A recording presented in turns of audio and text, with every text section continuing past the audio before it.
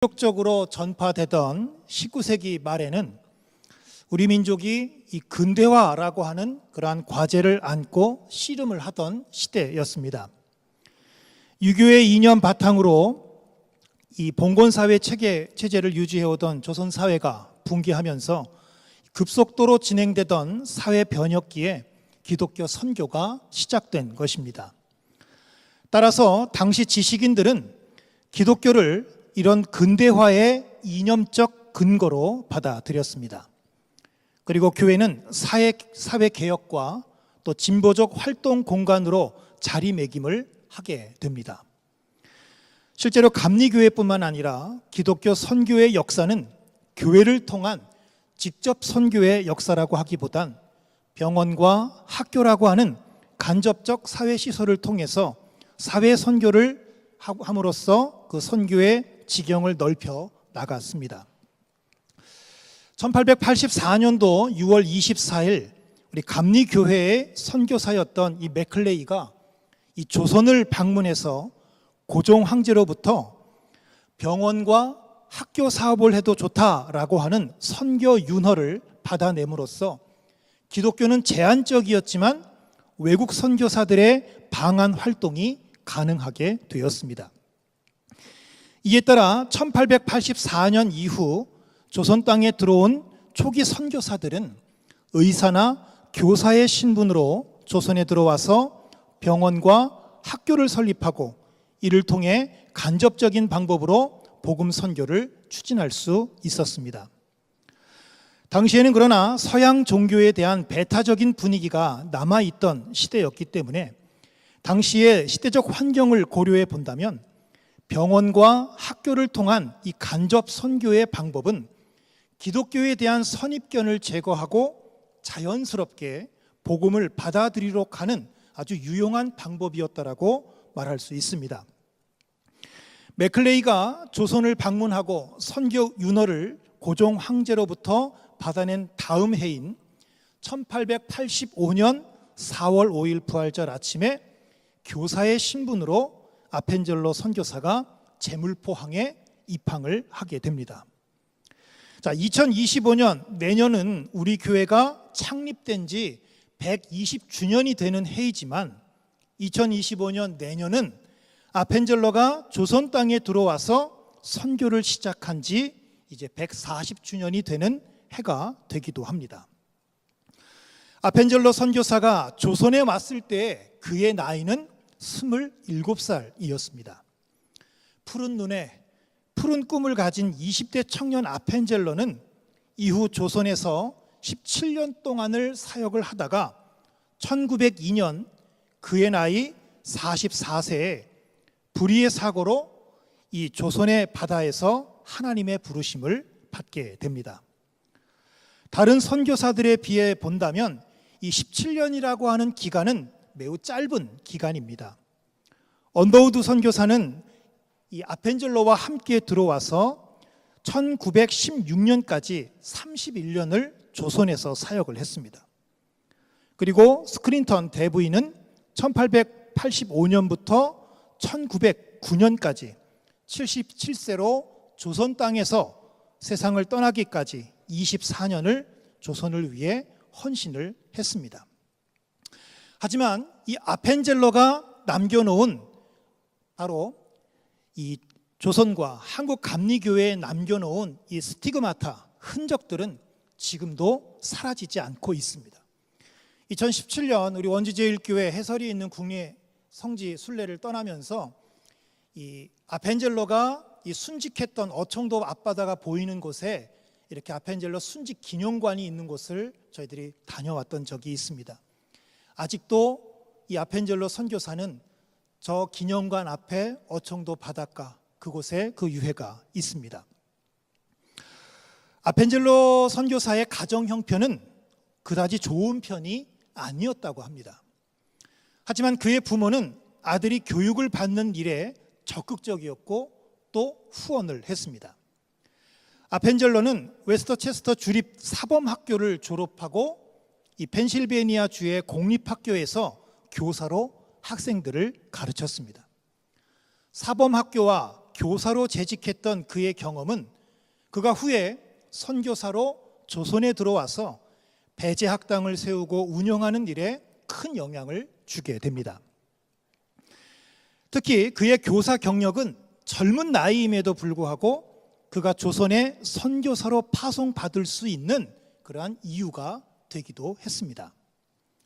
그런데 여러분, 아펜젤러가 원래 선교사로 가고 싶어 했던 나라는 조선이 아니었어요. 그가 원래 가고 싶어 했던 나라는 일본이었습니다. 원래 조선 선교의 비전을 가지고 있던 사람은 아펜젤러의 친구였던 워즈워스라고 하는 사람이었습니다. 그런데 그가 개인적인 사정으로 인해서 조선의 선교사로 나갈 수 없게 되자 그는 아펜젤러에게 나 대신 네가 좀 갈 수 있겠냐라고 그렇게 부탁을 하게 됩니다. 아펜젤러는 많은 고심을 했다고 그래요. 내가 알지 못하는 일본에 가면 그래도 좀 편안하게 지낼 수 있을 텐데 조선? 그곳에 내가 가야 할까? 하면서 굉장히 큰 고민을 했다고 합니다. 하지만 고심 끝에 친구를 대신해서 조선으로 가겠다고 하는 결심을 하게 됩니다. 그런데 이 아펜젤러가 선교사로 나아가기 위해서 넘어야 할 산이 있었습니다. 바로 그 첫 번째 산은 바로 결혼을 약속했던 엘라다찌를 설득하는 일이었어요. 약혼자를 설득하는 일이었습니다. 아펜젤러는 하나님께서 자신을 선교사로 부르셨다라고 하는 확실한 소명을 가지고 있었습니다. 하지만 남편이 될 사람을 따라서 낯선 조선 땅에 가야 한다라고 하는 이 엘라다찌의 마음은 과연 어떠했을까요?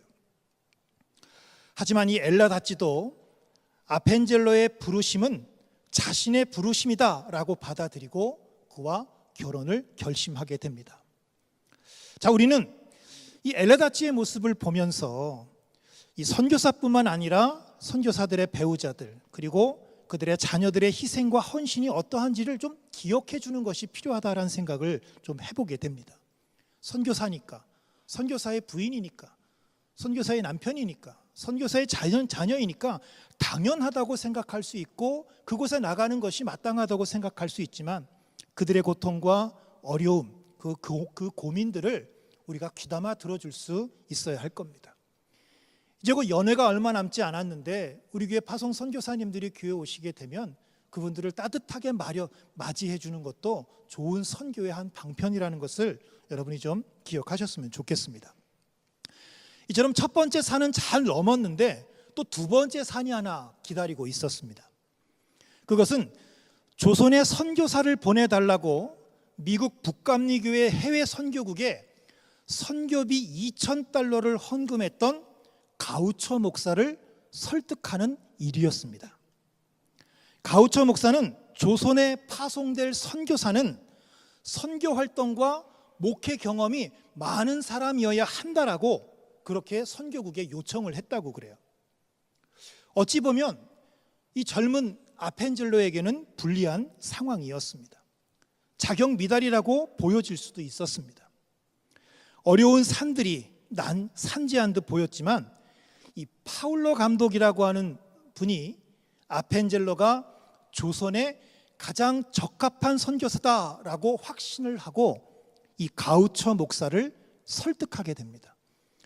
아펜젤러가 조선 땅에 선교사로 올 수 있었던 이유는 지금 저 사진에 보이는 저 파울로 감독님이 이 가우처 목사님을 설득해 주셨기 때문이었습니다. 선교와 목회의 경력은 짧지만 아펜젤러가 교사 경력을 가지고 있다는 점을 이 파울로 감독은 좋게 본 것입니다. 그가 조선에서 선교하게 될 때 이것이 큰 도움이 될 것이다라는 확신을 가지고 파울로 감독은 아펜젤러를 파송했다고 합니다. 파울로 감독은 1884년 12월 17일에 이 아펜젤러를 파송할 것을 결정하고 이듬해 2월 2일 아펜젤러에게 목사 안수를 주고 조선으로 보내게 됩니다. 그래서 1885년 2월 3일 샌프란시스코에서 무려 28일에 걸쳐서 요코하마를 거친 이후에 그의 부인이었던 엘라다찌와 함께 조선 땅에 오를 수가 있었습니다. 하지만 당시 상황에서 이 아펜젤로는 조선 땅에 들어와서 며칠 머물지 못하고 다시 일본으로 돌아갔다가 몇 달 이후에 다시 조선 땅으로 돌아오게 됩니다. 아펜젤로가 재입국한 이후 1885년 8월 3일에 드디어 이겸나라고 하는 사람과 고영필이라고 하는 두 학생이 그에게 영어를 배우러 찾아오게 됩니다. 이 두 사람이 찾아오는 것이 바로 근대적 한국의 학교 교육의 시작이 되게 됩니다. 두 사람이나 나에게 찾아와서 영어를 배우겠다고 하는 이런 요청이 있게 되자 자신감을 얻은 아펜젤로는 미국 공사관에 찾아가서 정식으로 학교 설립을 조선 정부에 요청하게 되고 그해 11월에 영어를 가르치는 학교를 해도 좋다라고 하는 허락을 받게 됩니다. 1886년 6월 8일에는 서울의 정동에 이 별도의 학교 건물을 마련하고 학생 2명으로 이제 학교의 문을 열게 됩니다. 자, 지금 보이시는 사진은 배제학당이 세워지기 전에 이 정동 일대의 사진입니다. 2명의 학생이 찾아와서 학교의 문을 열게 된 것이 바로 이 배제학당의 시작이 됩니다. 처음에는 학생들이 꾸준하지 않았다고 합니다. 당시에 배제학당에 등록을 하면 쌀을 나누어 주었는데 쌀만 지급을 받고 소위 말해서 도망가는 학생들이 꽤 많았다고 그래요. 그리고 한 학기를 제대로 마치지 못하고 학업을 포기하는 학생들도 굉장히 많았다고 합니다. 아펜젤로를 찾아왔던 사람들은 출세를 위해서 영어를 배우겠다고 찾아왔지만 혹시 선교사가 하는 학교에 들어갔다가 내가 예수교 신자라고 하는 오해를 받을까 하는 두려움 때문에 중도에 포기하는 사람들이 굉장히 많았다고 합니다.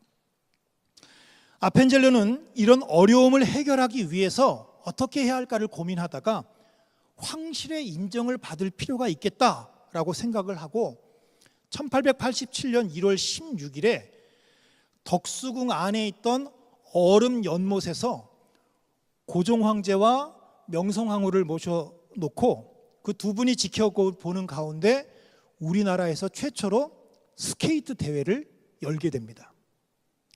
이 스케이트가 신기했던 고종 황제는 한 달 후였던 2월 21일에 바로 나라에 쓸 유익한 인재를 키워내라 라고 하는 뜻으로 직접 배제학당이라는 이름을 지어주게 됩니다.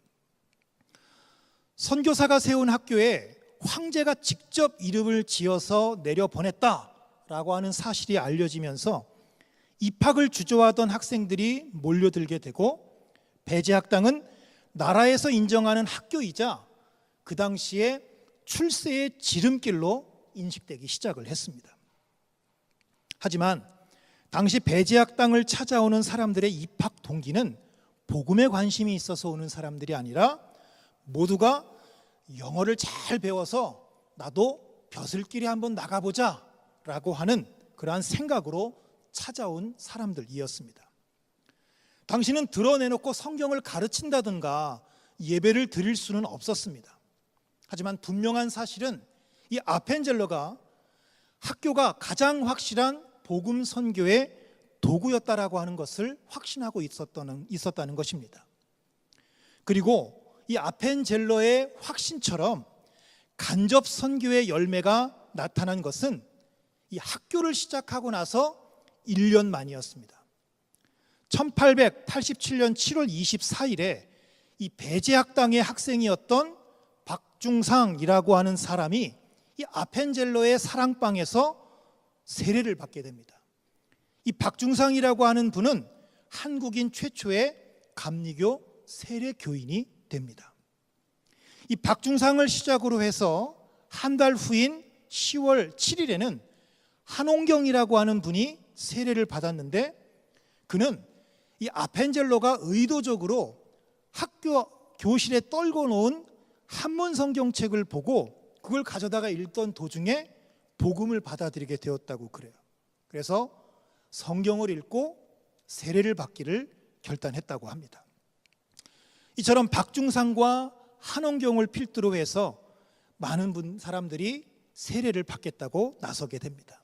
12월에는 유치겸과 윤돈규라고 하는 사람이 세례를 받게 됩니다. 자, 배제학당이라는 그 말의 뜻이 나라에 쓸 유익한 인재를 길러내라 라고 하는 뜻으로 고종황제가 지어서 보낸 이름이었는데, 배제학당에서는 이런 식으로 하나님 나라에 귀하게 쓸 유익한 인재들이 길러지고 또 세워졌던 것입니다. 자, 배제학당에서 세례를 받은 조선인들을 중심으로 예배가 드려지기 시작했고, 아펜젤로는 그들을 위해서 이 별도의 공간을 마련하고 그 이름을 베델 예배당이라고 짓게 됩니다. 지금 보이는 저 예배당은 후에 지어진 것이죠. 그리고 이 예배당이 오늘까지 남아 있고 이 오늘의 정동 제일교회가 됩니다. 자, 배제학당과 더불어서 여러분, 우리나라의 중요한 교육기관 하면 어떤 게 떠오르시나요? 바로 이화학당이죠. 이화학당은 스크린턴 대부인이 설립한 학교로서 이화학당에 대한 이야기가 좋은 영상이 하나 있어서 이화학당에 대한 이야기는 우리가 영상을 하나 보도록 하겠습니다.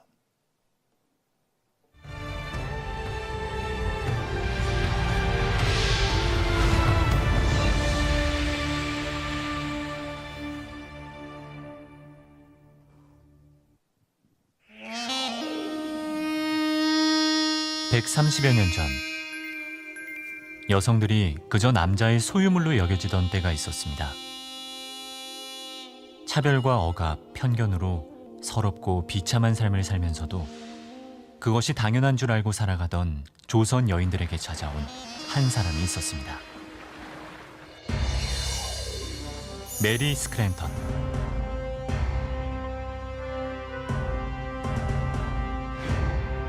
당시로선 아주 많은 나이였던 53세의 나이에 조선이라는 미지의 땅에 도착한 최초의 감리교 여선교사 메리 스크랜턴. 의사인 아들과 함께였습니다. 메리 스크랜턴 선교사는 어둠의 굴레에 묶인 조선의 여성들을 위해 학교를 세우고 싶었습니다. 하지만 배우겠다는 사람이 없었는데요.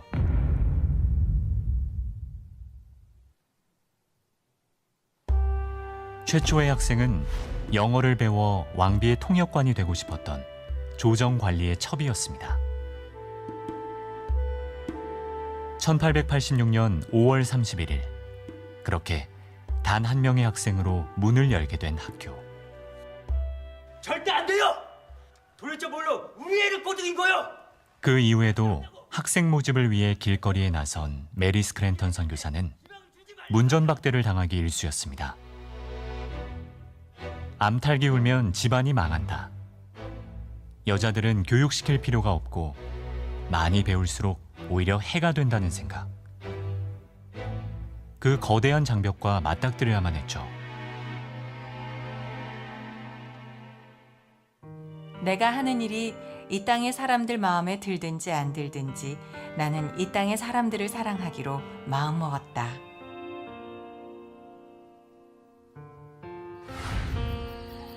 결국 메리 스크랜턴 선교사는 가난에서 버려지는 여자아이들을 거두기 시작했습니다. 하지만 얼마 지나지 않아 괴상한 소문에 휩싸이게 됩니다. 선교사인지 뭔지가 애들을 잡아다가 누나를 뽑아서 약으로 쓴다지 뭐요? 참말이요? 아이고 몹쓸 놈들.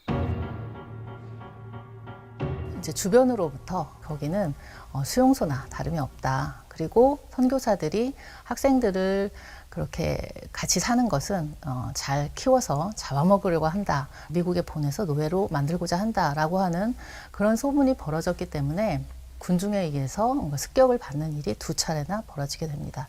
선교사들의 입장에서 보면은 이러한 사람들을 대상으로 선교를 해야 되고 교육을 시켜야 되는 이러한 입장이었기 때문에 무엇보다도 조선인들의 마음을 사는 일에 선교사들이 가장 애를 쓰지 않았나라고 생각이 듭니다. 콜레라와 장티푸스 등 전염병이 창궐하던 시대, 사대문 밖에 버려진 환자와 거린들 사이에서 울고 있던 4살짜리 꼬마가 있었습니다. 죽어가고 있는 엄마 곁에서 울고 있는 아이를 데려온 메리 스크랜턴 선교사는 깨끗이 씻기고 입히고 먹이면서 교육을 시키기 시작합니다. 이렇게 가까스로 모은 학생들로 이루어진 학교, 바로 이화학당의 초창기 모습입니다. 스크랜턴 부인이 자기 학교에서 가르친 학생들은 이처럼 버려지고 가난하고 병들고 그런 아이들이었어요. 그런 아이들을 스크랜턴 부인이 같이 살면서, 초창기 이화학당은 기숙사도 그 학교 안에 있고 교실도 그 안에 있고 식당도 그 안에 있고, 그래서 24시간을 같이 사는 겁니다. 그런 아이들과 함께 생활을 하면서 스크랜턴 부인이 때로는 할머니처럼 때로는 어머니처럼 그 아이들을 키워낸 거죠. 그러다 보니까 그 아이는 아이들이 변화가 되는 거예요. 1908년에 이르러서야 1회 졸업생을 배출한 이화학당. 명실공히 우리나라 여성교육의 최고 산실이 됩니다. 우리나라 최초의 여자의사 박에스터, 3.1 만세운동을 이끌었던 유관순 열사를 비롯해 여성 독립운동가 하란사 등 수많은 위인들이 배출됩니다. 그토록 아끼고 사랑했던 이화학당을 10년 만에 후배 선교사에게 넘겨준 스크랜턴 선교사는 이번엔 여성 목회자 양성에 나서는데요. 전국 곳곳을 돌아다니며 부녀자들에게 안방 설교를 했던 전도부인들의 활약은 대단했습니다. 눌렸던 사람들이 자유케 되고 갇혔던 사람들이 풀려나고 보지 못하던 사람이 보게 될 것이다. 이것이 바로 복음의 시작이다. 스크랜턴 부인이 한국에 와서 이 땅의 여성들에게 한 게 다 그거예요.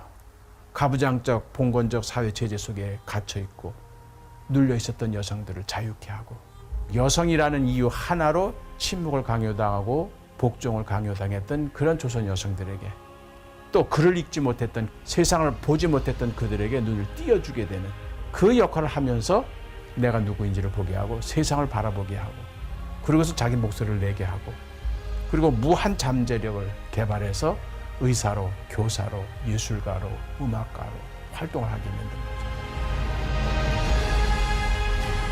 제대로 보지 못하고 듣지 못하고 말하지도 못했던 이 땅의 여성들을 일깨워 나라와 민족을 위해 달려가게 한 사람, 메리 스크랜턴 선교사. 그녀의 심장엔 오직 예수 그리스도, 이 한 단어만 새겨져 있었습니다.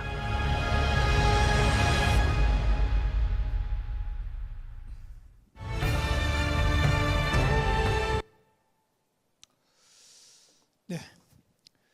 여기서 보게 되면 영화소동이 나오면서 그 아이들을 데려다가 누나를 뺀다라고 하는 이야기는 선교사들이 가지고 왔던 카메라 때문에 그래요.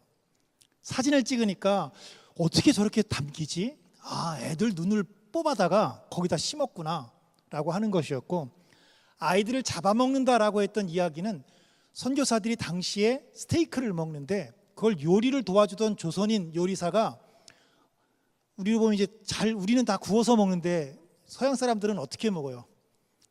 피가 철철철 나는 걸 그냥 생고기를 먹는 것 같으니까 아이들을 잡아먹는구나.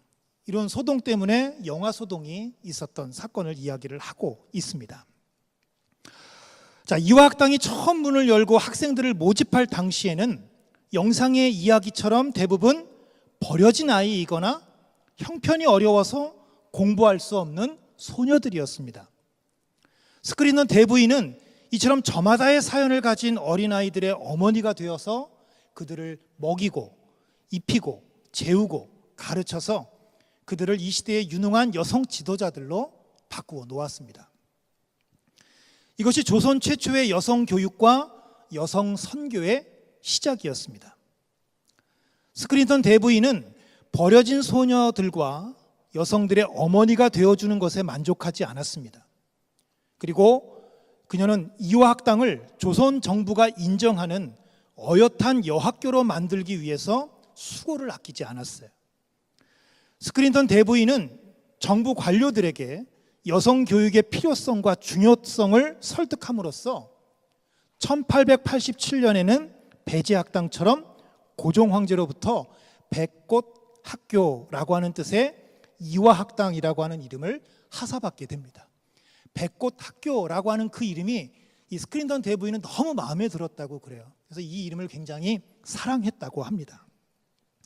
그리고 스크린턴 대부인은 미국 북감리교회 해외 여선교부에 여성들의 교육을 체계적으로 이끌 수 있는 전문적인 지식을 갖춘 여자 선교사들을 빨리 그리고 많이 보내달라고 지속적으로 요청했다고 합니다. 적극적으로 이런 요청을 함으로써 여성들을 위한 교육과 의료 전문 선교사들이 조선에 들어올 수 있는 그 문을 열어준 사람이 바로 스크린턴 대부인이었습니다. 현재는 여러분 이 이화학당이 이화여자고등학교, 이화여자외국어고등학교, 그 이화여자대학교라고 하는 명문사학으로 발전했죠. 하지만 개교 당시에는 이 이화학당이 버려진 소녀들, 아픔과 한을 가지고 사는 여인들에게 새로운 희망과 그리고 기회를 제공하는 곳이었습니다. 그런데 과연 요즘 기독교가 시작했던 명문 사학들이 어떤 모습을 하고 있나라는 걸 좀 생각해 보면, 지금은 기독교 학교들이 대부분 등록금이 가장 비싼 학교, 명문 사학이라고 하는 곳들이 금수저가 돼야 입학하는 학교, 좋은 집안에 공부 잘하는 사람들이 입학하는 학교로 좀 변질돼 가고 있는 것은 아닌가라는 생각을 해보게 됩니다. 스크린턴 대부인이 처음 이화학당을 열었을 때의 그 초심, 그 첫마음이 좀 회복되는 모습을 보면 좋겠다라고 하는 생각을 이걸 좀 준비를 하면서 해보게 되었습니다. 이처럼 학교는 사회 선교의 중요한 통로였습니다. 이 같은 사회 선교는 본격적인 복음 전도의 길을 넓혔을 뿐만 아니라 기독교인들로 하여금 근대화라고 하는 이 사회 변혁 운동을 주도하는 통로가 되어 주었습니다. 학교와 병원으로 시작된 선교 사업은 이제 1887년에 이르러서는 교회를 통한 직접 선교가 가능하게 됩니다. 교회를 세우고 선교해도 된다라고 하는 허가가 떨어지자 이를 계기로 서울을 넘어서 인천과 수원, 여주와 이천, 충주와 원주, 그리고 공주, 개성, 해주, 철원, 춘천, 이처럼 감리교 선교 지역에 교회가 개척되고 뒤따라 학교와 병원이 설립되면서 지역 선교가 본격적으로 시작이 되게 됩니다. 자, 원주도 1905년 이제 원주 교회가 설립되면서부터 본격적으로 선교 역사가 시작이 되지요. 자, 1914년에 이 힐만 선교사의 주도하에 시작된 의정학교는 당시에 초등교육을 담당하던 기관이었습니다. 그러나 1914년 그 이전에도 이 원주읍 교회를 중심으로 학교 교육이 이루어지고 있었다라고 하는 것이 미 감리교회 연회록의 기록에 보게 되면 찾아볼 수 있습니다. 1912년 3월 상동교회에서 열렸던 제5회 미 감리교회 조선 연회록을 보게 되면 원주 지방의 학급 수가 3개 반에 62명의 학생이 있었다라고 하는 기록이 있고요. 1913년 6월 정동교회에서 열렸던 연회록에서는 남자 반 4개 학급, 여자 반 3개 학급으로 보고가 되고 있습니다. 그리고 1914년에 원주 지방 선교 관리자로 노블 선교사가 보낸 기록을 보게 되면요, 그 기록에 원주읍 교회를 건축하는 일과 소학교의 교실을 건축하는 일이 시급하다라고 하는 보고가 실려 있습니다. 이 보고가 있던 해에 힐만 선교사의 주선으로 원주읍 교회에는 남녀공학제의 의정학교가 설립되고 이제 박원백 감리사님이 교장으로 취임을 하게 됩니다. 1917년까지 원주에 남자 1개 반, 여자 학급 3개 반이 존재한다라고 하는 연회록이 있습니다. 그런데 그 이듬해인 1918년에는 원주에 교회가 설립한 학교가 하나도 남아있지 않다라고 하는 보고가 이제 있습니다. 왜 1917년 이후에는 원주에서 교회가 세운 학교가 사라지게 되었을까요? 그 이유는 바로 일본의 조선사립학교령이라고 하는 그 법 때문이었습니다. 일본은 학교사립법을 통해서 교회가 운영하는 사립학교를 규제하려고 했습니다. 기독교계 사립학교에 대한 노골적인 간섭과 탄압을 한 것입니다. 이것은 당시 교회와 학교를 중심으로 조선 독립을 지지하고 있었기 때문입니다. 이 법으로 인해서 사립학교 대부분이 폐교하거나 인근의 보통 공립학교와 통합을 하게 되고, 교회가 세운 사립학교를 유지할 경우에는 성경 과목과 한국의 역사를 가르치지 못한다라고 그렇게 탄압을 했습니다. 힐만 선교사의 주도로 원주에 설립됐던 이 의정학교도 이 사립학교령에 의해서 설립된 지 7년 만에 원주 보통 공립학교로 통합이 되게 됩니다. 그리고 이 원주 공립보통학교는 지금의 원주 초등학교의 전신이 됩니다. 자, 비록 짧은 시기였지만 원주교회가 세운 의정학교는 서구식 교육기관으로 지식을 가르침은 물론이요, 성경과 찬송을 가르침으로써 바로 교회의 일꾼을 양성하는 일을 통해서 원주교회의 부흥에 이바지한 것이 사실입니다. 자, 의정학교가 한국 사회와 짧았지만 한국 감리교회에 남긴 중요한 역사가 하나 있습니다. 그것은 바로 우리나라 최초의 여성 목사였던 전밀라 목사님을 배출했다라고 하는 점입니다. 자, 전밀라 목사님은 원주 의정학교를 졸업한 이후에 충남 공주에 있었던 영명학교를 거쳐서 감리교 협성신학교를 들어가서 그 학교를 졸업하게 됩니다. 이 감리교 협성신학교라고 하는 것은 지금 수원에 있는 협성대학교가 아니라 감리교 신학대학의 옛 이름입니다. 자, 그 이후에 협성신학교를 졸업하고 나서 충주와 원주, 원산 일대를 다니면서 복음을 전하는 전도 부인으로서 활동을 하게 됩니다. 전도 부인으로 1935년에 이 전밀라 전도사가 원주 교회에 부임해서 한 일은 원주 지역의 전도 활동과 함께 여성운동이었습니다. 당시에 여성운동을 여자사업이라고 그렇게 불렀다고 그래요. 이 전밀라 목사님은 충주 교회에서 교회 파송을 받고 있었던 오종실 전도사님이라고 하는 분과 함께 충주와 원주 지역의 어린이들을 양육하고 육아를 지도할 뿐만 아니라 특별히 어린이들을 위생적으로 잘 양육하는 사업을 맡아서 했다고 합니다. 이런 사역을 할 수 있었던 이유는 당시에 원주에 원주 유치원과 함께 섬이간 병원이 있었기 때문에 가능한 일이었을 것입니다. 특히 전밀라 목사님은 1936년도 2월 28일에 원주지방 사경회를 통해서 여선교회를 조직하게 되고 적극적으로 전도 활동을 나서서 1년간 80여 명의 새신자를 얻기도 했습니다. 이 전도부인 시절에 특히 또 일본 동경에 있는 아오야마 가쿠인 대학이라고 하는 곳에 유학을 떠나게 됩니다. 이 대학은 조선 선교의 문을 열었던 가우처 목사의 헌금으로 이 고종의 선교 윤호를 받고 왔던 맥클레이 선교사가 세운 일본 최초의 개신교 사립대학입니다. 2018년도 2월 28일서부터 3월 2일에 우리 원주제일교회 순례단이 이 아오야마 가쿠인 대학을 방문하고 오기도 했습니다. 여기에서 이 전밀라 목사님이 공부하셨고 우리나라에 국직했던 그 기독교계 지도자들이 이 대학에서 많이 공부를 했어요.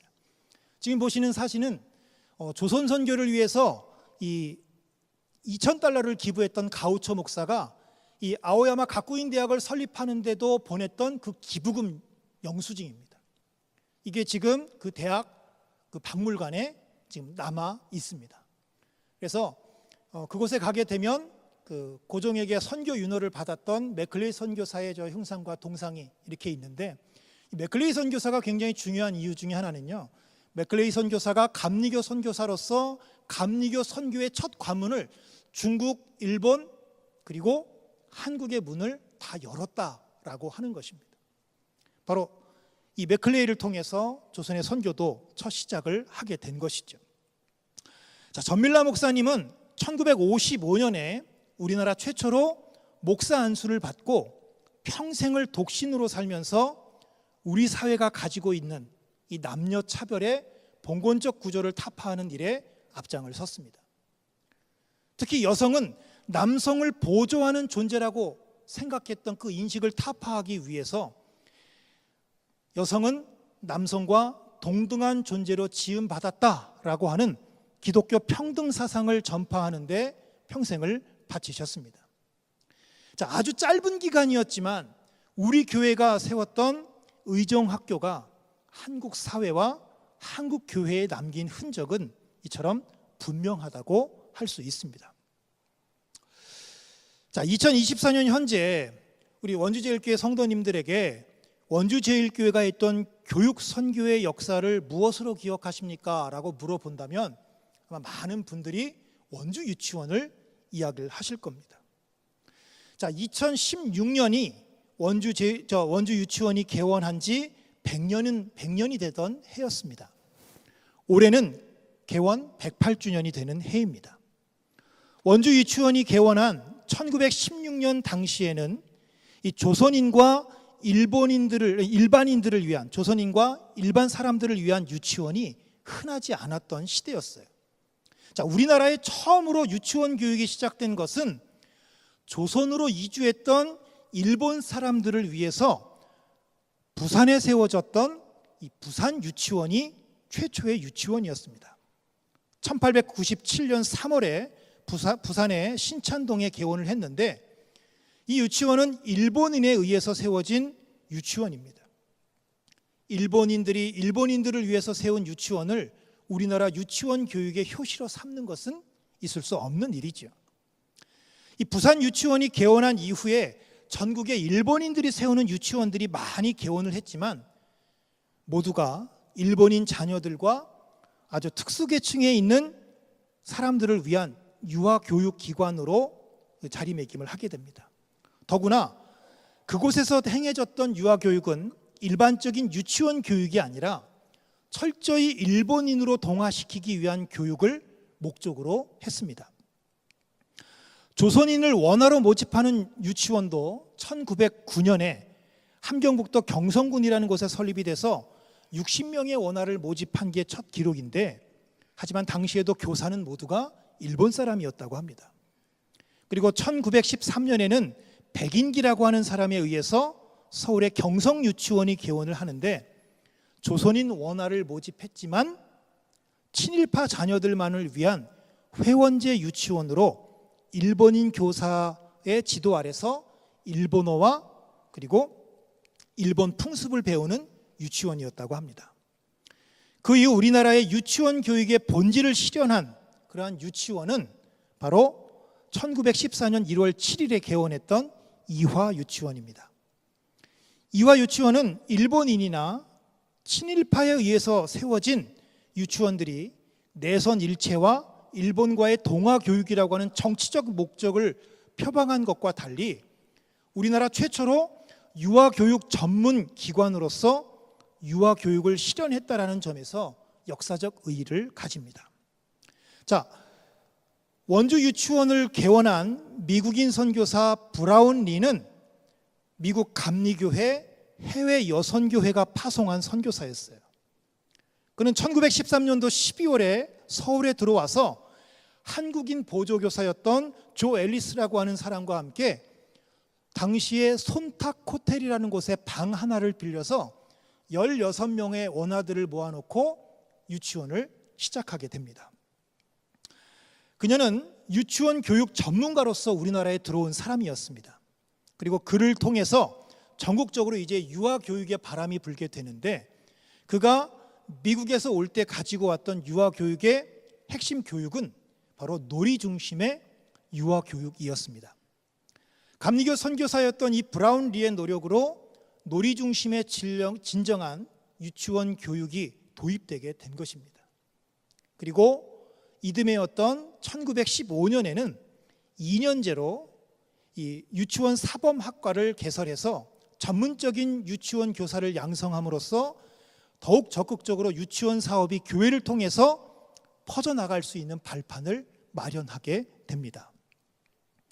자, 이화 유치원이 개원한 이후에 1915년에는 장로교를 중심으로 설립됐던 이 정신여학교 부설 정신유치원이 개원을 하고요. 같은 해에 아연교회가 아연유치원을 설립했습니다.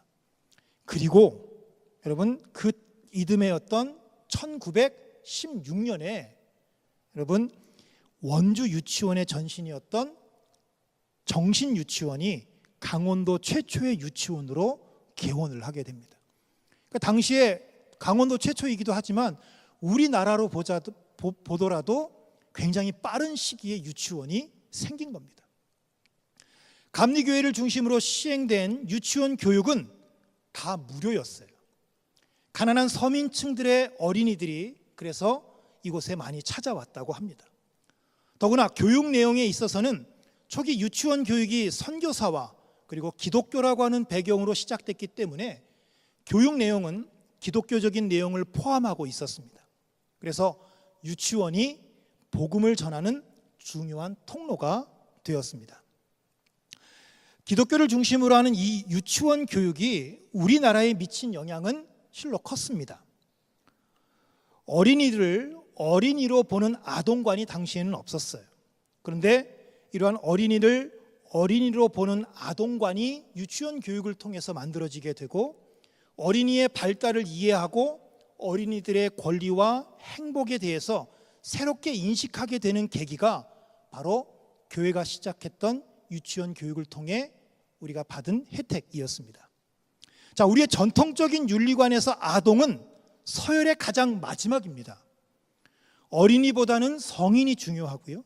성인보다는 노인이 존중받습니다. 그리고 유교 사회에서 노인보다 존중받는 것은 바로 조상들이었죠. 이러한 의식 구조가 바로 유치원 교육을 통해서 아동 중심주의 아동관으로 옮겨가고 약자들을 배려하고 보호해야 한다라고 하는 의식 구조로 변화되게 되는데 바로 이런 변화를 이끌었던 것이 교회를 중심으로 설치된 바로 유치원의 영향이라고 말할 수 있습니다. 그런데 여러분 1919년에 일어났던 우리 민족의 3.1운동 이후에 유치원 중심으로 이제 교육 내용이 놀이 중심에서 조금 바뀌게 돼요. 어떻게 바뀌느냐? 3.1운동 이후에는 이게 민족 교육을 위한 교육 내용으로 바뀌게 됩니다.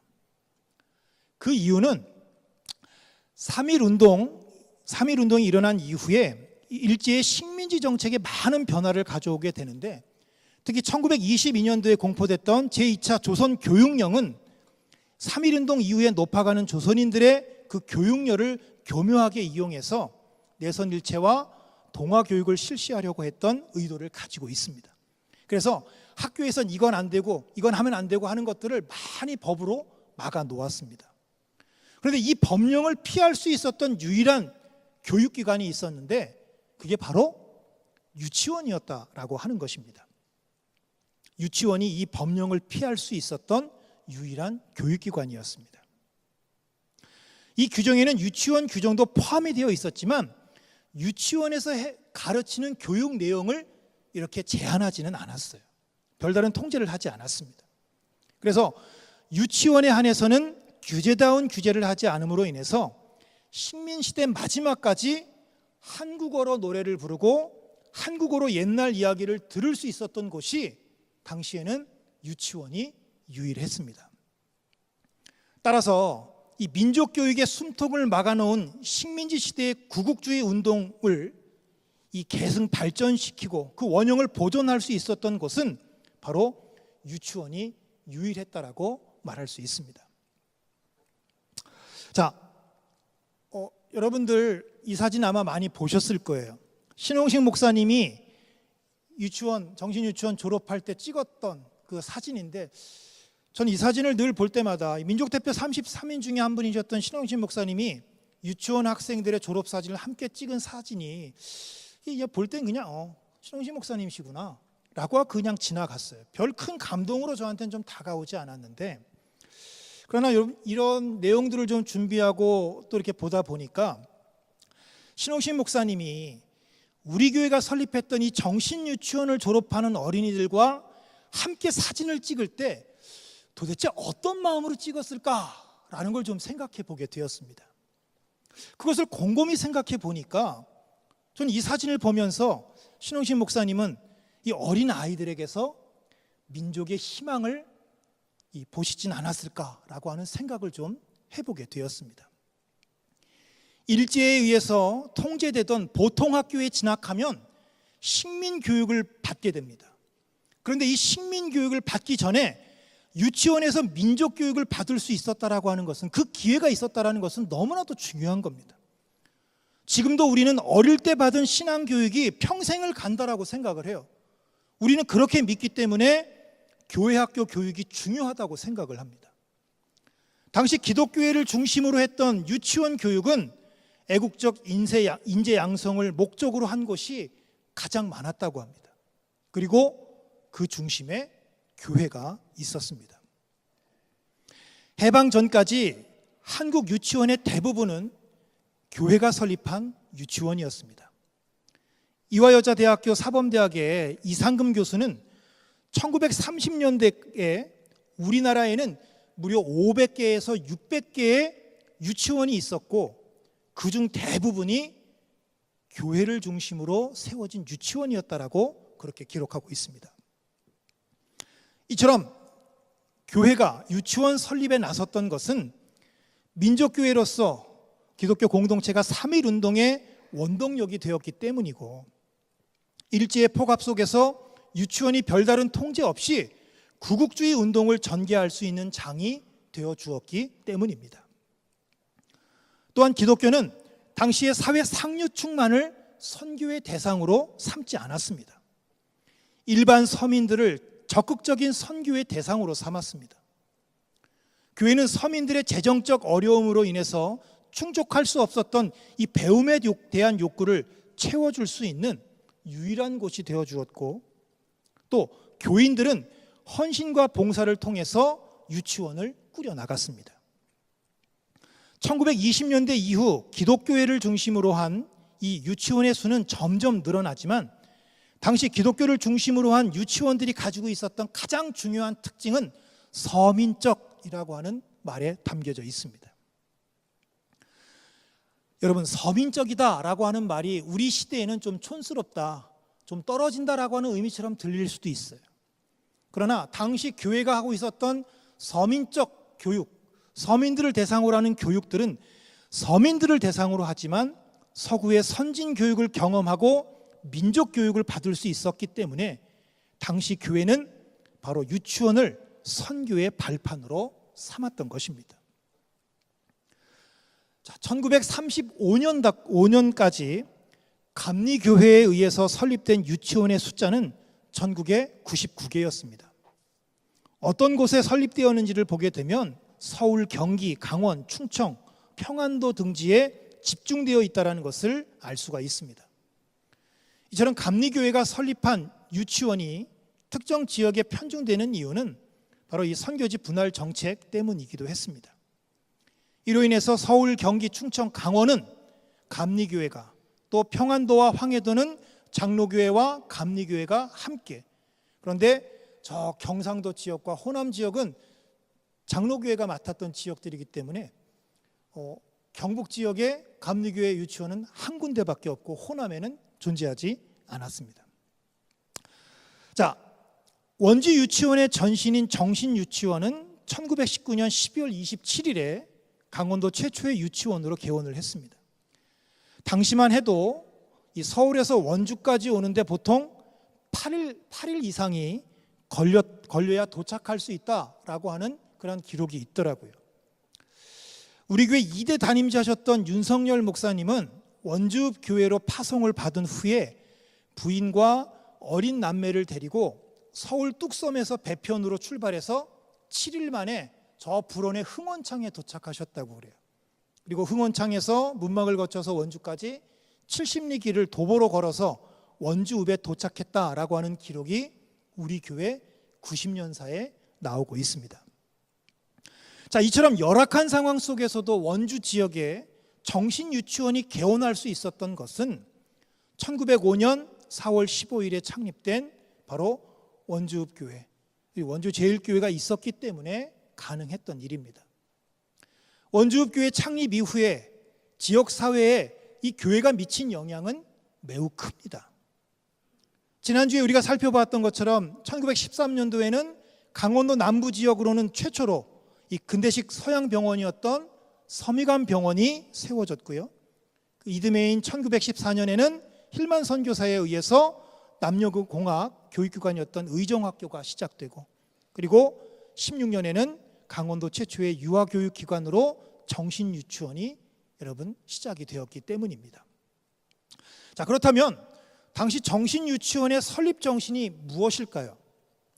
원주제일교회 90년사를 보게 되면 원주유치원의 설립 정신을 이렇게 이야기를 하고 있습니다.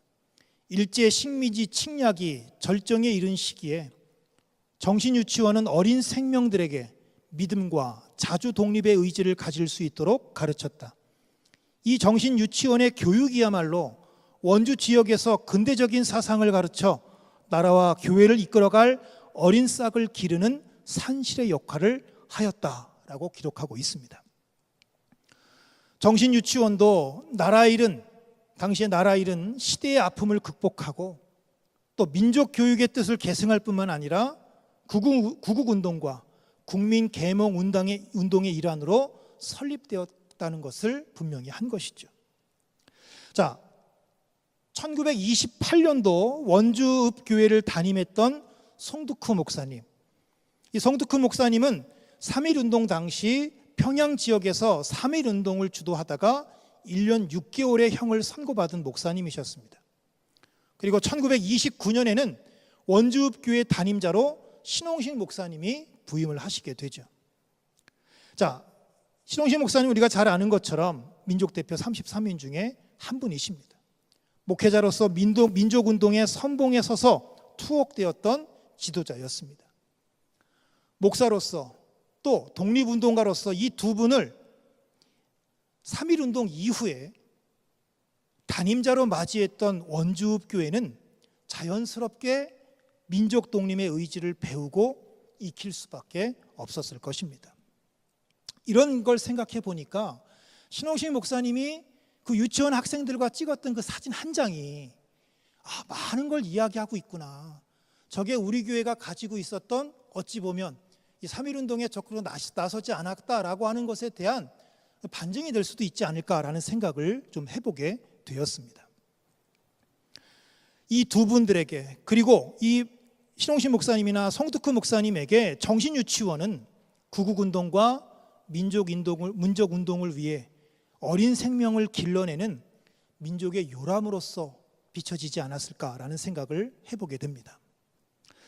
당시의 기록이나 자료가 많이 남아있지 않아서 역사적인 상황과 원주읍교회의 상황이 어떠했는지 잘 알 수 없지만 이 정신유치원의 설립 정신과 철학은 어린 생명들에게 믿음과 자주독립의 의지를 심어주는 것이었다라고 우리는 충분히 추측해 볼 수 있습니다.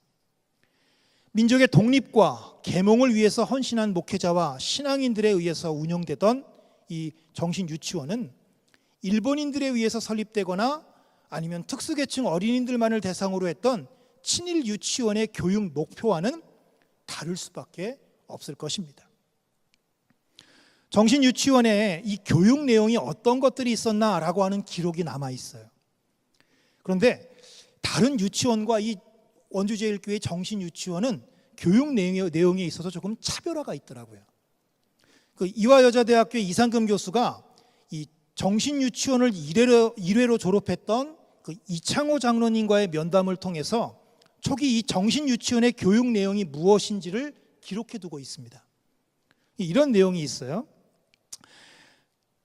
당시 유치원에는 보모였던 한설인 선생 외에도 여러 명의 보조교사가 있었고, 보조교사는 대부분 보통 학교를 나온 사람들이었고, 교실에는 풍금과 의자가 있고 교실 안에는 큰 원이 그려져 있어 그 원을 따라 뛰기도 했다라고 이창호 장로님은 증언합니다. 우리말로 동화를 들려주기도 했는데 그 내용은 전래동화나 이소부와 그리고 성경 이야기였다고 장로님은 기억을 합니다. 그리고 시간에 맞춰서 서양 과자나 사탕, 젤리 같은 간식도 정신유치원에서 제공이 됐다고 합니다. 자, 이상금 교수는 1920년대 정신유치원에 보조교사 제도가 도입됐다라고 하는 것과 시간 맞춰서 간식이 제공되었다라는 것, 전문적인 유아교육 프로그램이 시행된 것에 대해서 굉장히 놀라워합니다.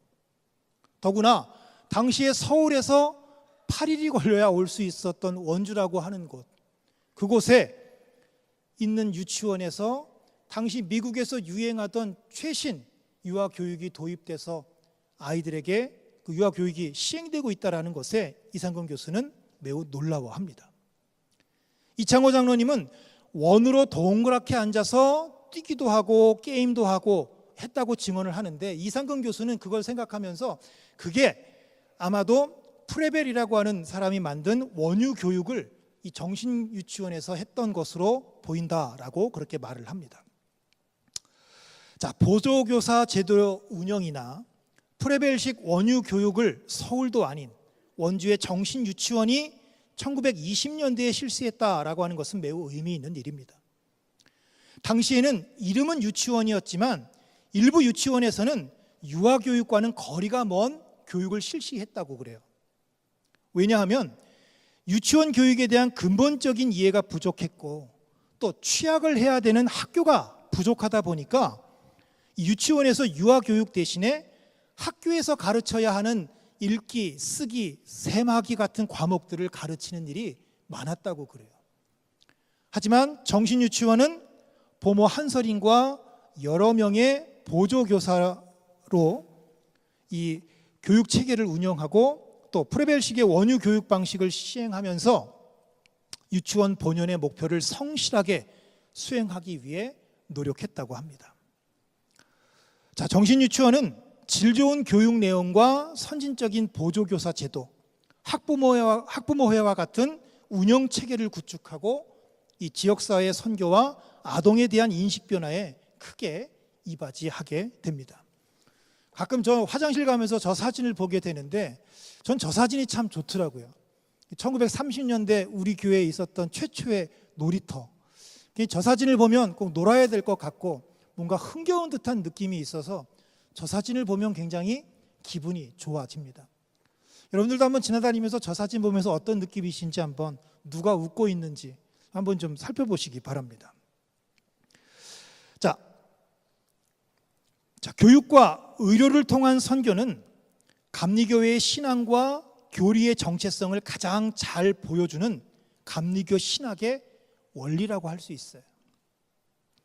원주제일교회는 이러한 감리교회의 전통을 이어가는 교회로서 서미관병원, 의정학교 그리고 정신유치원을 통해서 나라 잃은 민족의 몸과 마음을 치유하고 그들을 다시 일으켜 세웠다고 할 수 있습니다. 해방 이후에도 이런 노력은 계속되었고 시대가 원할 때마다 원주제일교회는 시대의 어두운 그림자를 거두어내기 위해서 다양한 방법으로 지역사회와 민족을 위해서 헌신해 왔다고 할 수 있습니다. 1971년 1월 2일에 우리나라의 산업화가 한참 진행되던 시기에 원주제일교회는 다시 한번 교육을 통한 지역선교를 펼치게 됩니다. 당시 은퇴를 3개월 앞둔 김은광 목사님은 원주제일교회에서 초등교육을 마쳤지만 가정 형편이 어려워서 상급학교에 진학하지 못하는 청소년들에게 이 배움의 기회를 제공하기 위해 중학교 수준의 바로 웨슬리 중학원을 설립할 위원회를 구성하게 됩니다. 이 웨슬리 중학원은 3년 과정으로 전액 교회에서 수업료를 보조하고 원주제일교회 교육관을 교실로 해서 이 교육을 개교를 하게 돼요. 그래서 1971년 3월 15일에 개교를 하게 됩니다. 당시 모집 인원은 1학년 40명이었다고 합니다. 야간에 수업이 진행이 되었고요. 1974년 2월에 1회 졸업생을 39명 배출하게 됩니다. 그리고 75년에는 13명, 76년에는 40명의 졸업생을 배출합니다. 자, 웨슬리 중학원은 6년 동안 배움에 목말랐던 92명의 졸업생을 배출하게 됩니다.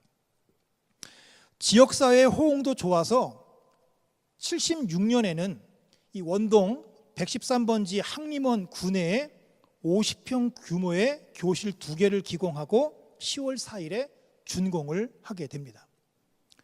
1977년 2월에 26명이 졸업을 하고 78년에 20명, 79년에 17명, 80년에는 18명이 졸업을 하게 됩니다.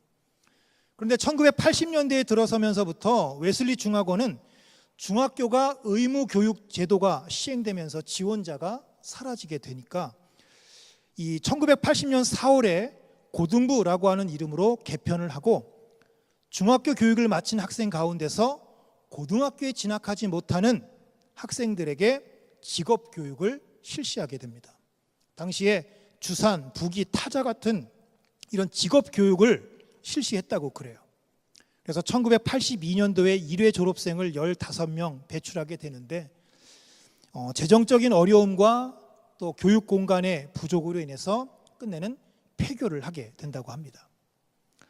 자, 웨슬리 중학원과 고등부의 직업 교육은 이 지역 사회가 맡아야 할, 정부가 맡아야 할 빈곤 계층의 교육 문제와 사회적인 부조리를 이 원주 제1교회가 나서서 해결하려고 했던 노력의 흔적입니다. 교회가 시작한 사역이었기 때문에 당연히 신앙훈련과 교회 지도자 양성과 같은 목적도 있었지만 가정 형편이 어려운 불신 청소년들에게 배움의 기회를 제공하고 또 기독교 신앙을 접할 수 있게 하는 훌륭한 교육 선교 사역이었다고 말할 수 있을 것입니다. 자, 이처럼 원주 제1교회는 시대의 아픔을 걷어내기 위해서 끊임없이 노력하고 도전하는 선교 DNA를 가지고 있다고 말할 수 있습니다. 자, 그러면 오늘날은 누구에게나 교육의 기회가 제공되고 원하면 얼마든지 교육적 혜택을 받을 수 있는 시대입니다. 이런 시대가 오기까지 우리는 복음을 들고 이 땅을 찾아왔던 선교사들에게 복음의 빚진 자들이고 또한 그 선교사를 보낸 바로 하나님의 은혜 속에서 살아가는 사람들입니다. 요즘 우리나라는 교육공화국이라고 부를 수 있을 정도로 우리나라에는 다양한 학교와 수많은 교육과정들을 가지고 있습니다. 우리가 어떻게 이렇게 많은 교육과정과 학교들을 가질 수 있게 됐을까? 이것은 바로 교회가 뿌린 복음의 씨앗 덕분입니다. 이제는 교회가 공교육에 교육의 자리를 내어 주었지만 교회의 사명은 아직 끝나지 않았습니다. 우리의 교육 선교는 지금도 계속된다고 할 수 있습니다. 자, 저출산 시대에 원주 유치원은 지금 원화 모집에 어려움을 겪고 있습니다. 사회적 변화와 시대의 경랑 속에서 일반 교육은 인간을 인간답게 세워내는 일을 하지 못하고 있습니다. 교육은 남보다 더 많이 벌고 더 높은 자리에 오르는 수단이 되고 있습니다. 과연 이런 시대에 교회는 세상에 어떤 교육을 비전으로 제시해야 할까요? 이 땅에 복음을 들고 찾아왔던 선교사들이 가졌던 이 교육 선교의 신앙은 과연 무엇일까요? 저는 우리 교회가 가지고 있는 표와 이걸 좀 합쳐보고 싶어요. 하나님의 형상을 닮은 참된 사람을 세움으로써 더불어 사는 기쁨이 충만한 세상을 이루고자 하는 것이 바로 이 땅에 복음을 들고 왔던 선교사들의 교육 선교 신앙이 아니었을까 생각해 봅니다.